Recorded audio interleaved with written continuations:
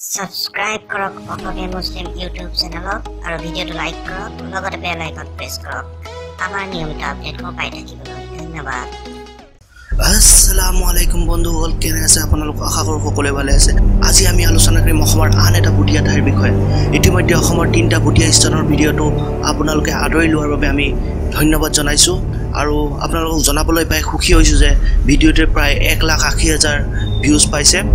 অৰ্থাৎ 1,80,000 মানুহে ভিডিঅটো চাইছে আৰু আজি আমাৰ হাতত আন এটা বুটিয়া ঠাইৰ সম্বেদ আহি পৰিছে স্পষ্ট কৰি দিও যে এন ধৰণৰ তথ্যৰ কোনো সত্যতাৰ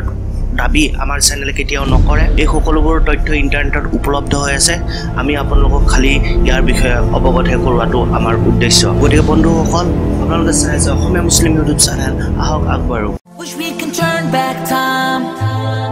to the prophets' day when we were all just one in unity, but now we're spread out. Wish we can turn back time. বন্ধুসকল আজি আমি দেখুৱাম কিদৰে ফকাছ এনিৰ এজন সাংবাদিকে লাইভ ৰেকৰ্ডিং কৰি থকা অৱস্থাত অস্বাভাৱিক পৰিস্থিতিৰ সন্মুখীন হৈছিল স্থান গুৱাহাটীৰ গণেশগুৰি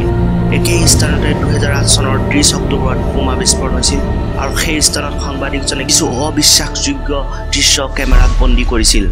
কি বন্দী কৰিছিল তেখেতে নিজৰ কেমেৰাত হে আমি নিজে চাই লওঁ আহক বৰ্তমান আছো গণেশগুৰি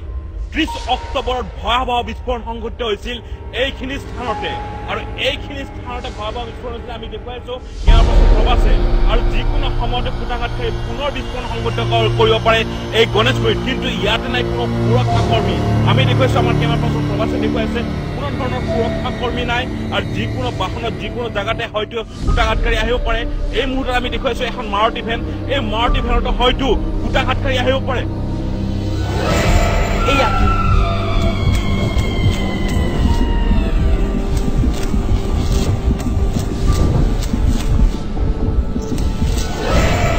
আমাৰ সাংবাদিকৰ দলে নিশা গণেশগুৰিৰ সুৰক্ষাৰ দিশটো উন্মোচন কৰিবলৈ যাওঁতেই এক মুহূৰ্তৰ কাৰণে স্তব্ধ হৈ গ'ল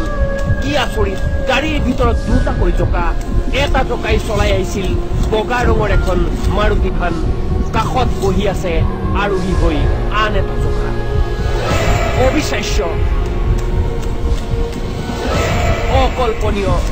গতিকে বন্ধুসকল আপোনালোকে দেখিলে কি অবিশ্বাসযোগ্য ঘটনা ঘটি গ'ল আপোনালোকে কি ভাবে আপোনাৰ লগতো এনে ঘটনা কেতিয়াবা হৈছে নেকি নে আমাৰ এয়া মনৰ ভ্ৰম তলত কমেণ্ট কৰি জনাব নাপাৰিব লগতে ভিডিঅ'টো ভাল পালে লাইক আৰু শ্বেয়াৰ কৰিব নাপাৰিব আৰু আমাৰ চেনেলটো ছাবস্ক্ৰাইব কৰিব নাপাৰিব ধন্যবাদ